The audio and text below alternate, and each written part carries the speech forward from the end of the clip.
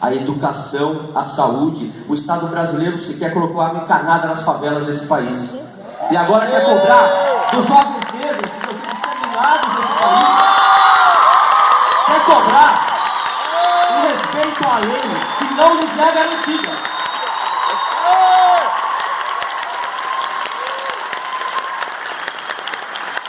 Eu quero ressaltar que sim, 90% da população está a favor da redução.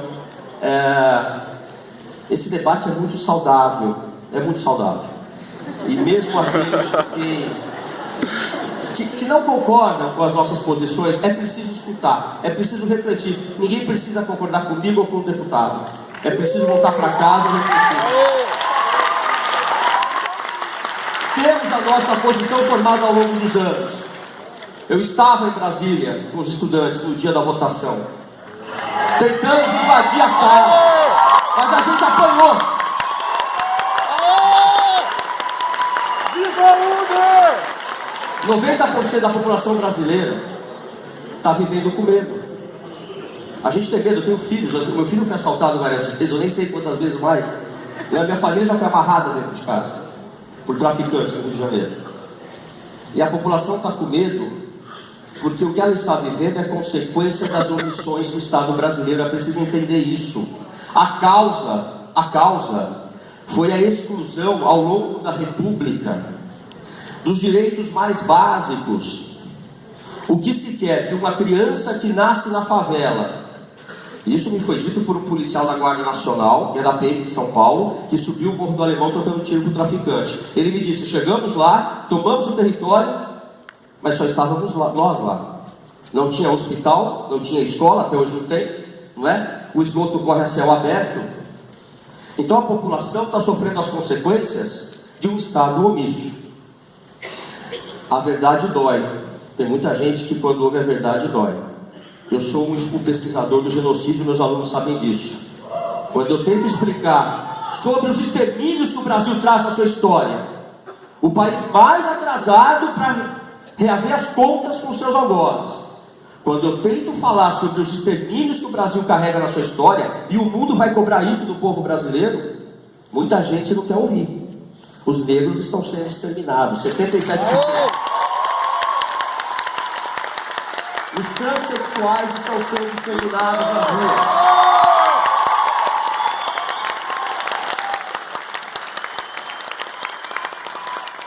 Os pobres. Eu lembro agora de uma notícia de ontem, não é? Os meninos indo para a zona sul do Rio foram retirados do ônibus. E não continham armas, não tinham nada. Eles estavam indo para a praia na zona sul do Rio, mas eles foram retirados do ônibus e levados para uma fundação casa. Esse é o Brasil, o neo-apartheid brasileiro.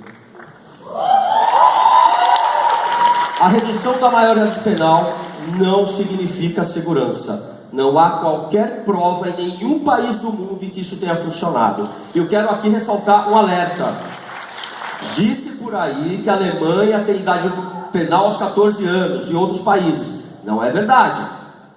O que se tem lá é um regime específico para os jovens, como temos o ECA aqui. Aliás, o ECA sequer foi cumprido ainda pelo Estado brasileiro.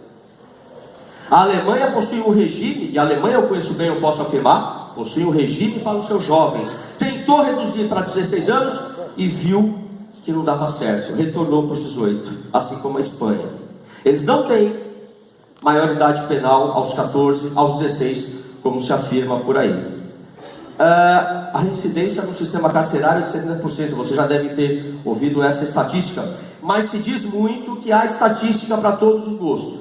Então eu tomei o cuidado de trazer as estatísticas do Conselho Nacional de Justiça. Não é? O Brasil é o terceiro país do mundo que mais encarcera. Prende mais que a Índia, que tem uma população muito superior que a nossa. Prende mais que a Rússia. O Brasil possui hoje, e o deputado bem ressaltou aqui, 563.526 presos nos presídios. Se vocês acrescentarem os presos domiciliares, iremos para 711.463 mil presos, segundo o CNJ. Nós temos 358 presos para cada 100 mil habitantes. A média para os países que eu vou chamar aqui de mais civilizados é de 98 presos para cada 100 mil habitantes. Nós temos 29, a média de assassinatos nesses países é de um assassinato para cada 100 mil habitantes. Nós temos no Brasil 29 assassinatos para cada 100 mil habitantes, o que nos leva perto das estatísticas dos grandes genocídios. Eu não vou chamar de genocídio porque juridicamente a convenção da ONU é muito falha e não temos um genocídio juridicamente. Sociologicamente nós temos. Qual é a fórmula? Não há uma fórmula mágica para isso, mas esses países que todos gostam de elogiar e que nós gostamos, não é? Se possível passamos sempre as férias lá, queremos continuar mais alguns dias lá, Noruega, Suécia, Suíça, não é? Eles têm um forte investimento nas áreas, nas políticas públicas socioeconômicas para todos. O alto nível de escolaridade, renda per capita de 50 mil dólares e o império da lei e dos direitos humanos. Na Alemanha e aqui na Argentina do lado, ninguém fala em intervenção militar mais. Aliás, acho que nem os militares pensam nisso. Os militares hoje pensam em profissionalização, melhores soldos. Essa é uma ideia que, com todo respeito, não tem cabimento, não é? O investimento social, meus queridos, é que vai tornar a nossa vida mais segura. Vamos lá. O Brasil possui um déficit de vagas em presídios, CNJ, de 206.307 vagas. Faltam. Sabe quantos mandados de prisão precisam ser cumpridos no Brasil? 373.991.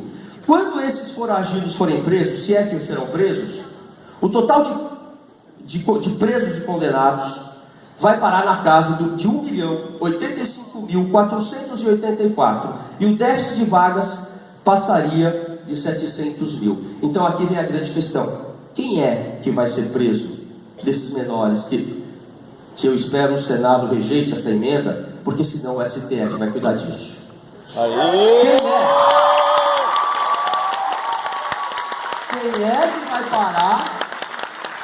Vou fazer o que com os menores? Vou construir presídios para os menores. Eu conheço os presídios da Hungria, eu conheço os presídios da Inglaterra, eu conheço os presídios da Alemanha. Acabei de voltar de Nuremberg, onde eu visitei os presídios e conheci o sistema carcerário. Pura coincidência. Jamais imaginaria que eu seria chamado pelo nosso centro acadêmico, a quem eu agradeço, não é? Para esse debate.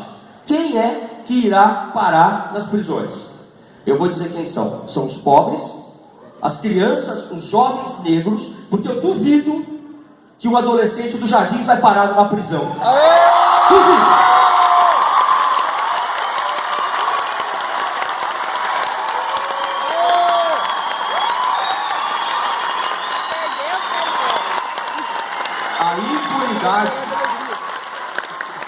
Nós temos sim na sociedade, vivemos sob medo. E esse medo é propositadamente implantado. Isso é uma técnica antiga dos regimes totalitários, das ditaduras e dos regimes que querem reduzir direitos fundamentais.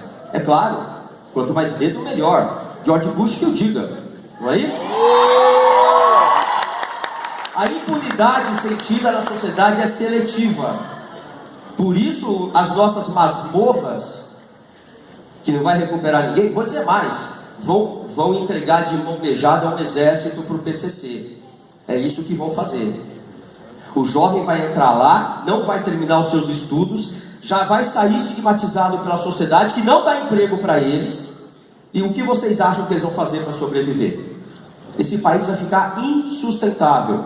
Mas eu repito, a causa está lá atrás, quando o nosso Estado gasta dinheiro com dívida pública e não gasta dinheiro com saúde e educação.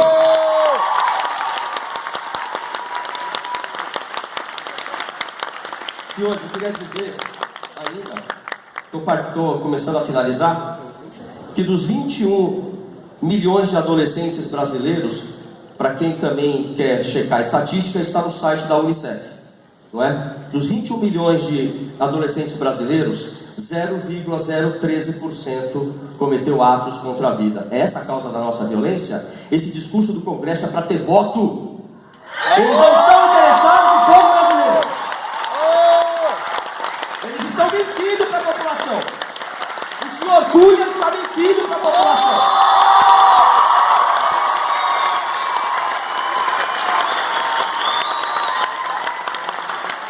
Se 0,013% cometem atos contra a vida, 36,5% das mortes no Brasil são de adolescentes. Eles são vítimas. Aí vem aquela pergunta, mas e se alguém da sua família passar por isso? Esta é a técnica da implantação do medo. Esse é o discurso emocional, mas o Estado não é emocional, o Estado não tem emoção. O Estado tem que estabelecer política pública, política de Estado. Este argumento não é válido. Eu não preciso conhecer ninguém. Estou conhecendo hoje o nobre deputado. Se por acaso estiver sendo assaltado aí fora e eu estou passando armado, eu vou reagir para tentar salvar a vida de quem quer que seja. Isso é da minha natureza e provavelmente de vocês. Para isso há estado de necessidade, legítima defesa e estrito cumprimento do dever legal. Agora, é instintivo, é humano. Essa pergunta é procedente para se discutir uma política de Estado? Claro que não. É uma irracionalidade seletiva, como o professor Humberto escreveu num belo texto recentemente publicado. Eu nem vou falar da inconstitucionalidade, que para mim é evidente, mas eu vou citar alguém que falou sobre isso, o Dalvo Dallari. A proposta, além de não ser constitucionalmente aceitável, porque não é, ofende cláusula pétrea, ofende princípio sensível, é socialmente prejudicial para o povo brasileiro. E aqui é que é o enrosco dessa história, porque vai forçar meninos de 16 anos a ficarem à mercê de criminosos já amadurecidos. Agora, se preparem para encontrar esse exército na rua lá na frente. Qual vai ser a solução do Estado? Exatamente, ele vai matar, porque o Brasil sempre fez isso.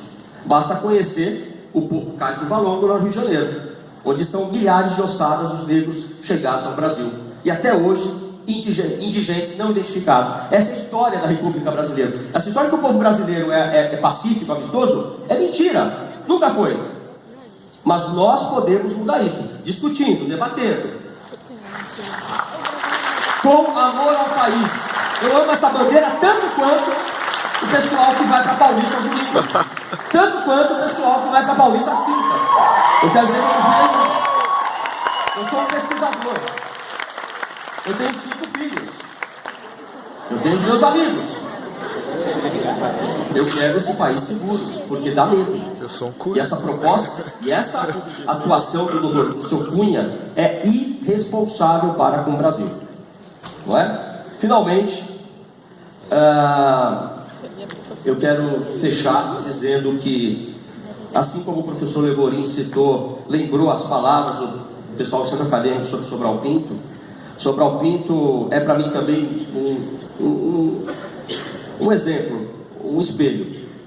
Sobral Pinto era católico conservador, apoiou o início do golpe de 64, mas assim como fizera na ditadura getulista, ele defendeu comunistas. Ele colocava o amor ao próximo acima das suas convicções políticas, pessoais, religiosas. Ele era um católico muito conservador. É preciso que nós deixemos esse fla-flu de lado e voltemos a amar o próximo, como alguém ensinou lá atrás. É preciso empatia, é preciso discutir sem ódio, sem raiva. E aí a gente começaremos a construir um país melhor para vocês, especialmente para vocês e os seus filhos. Obrigado.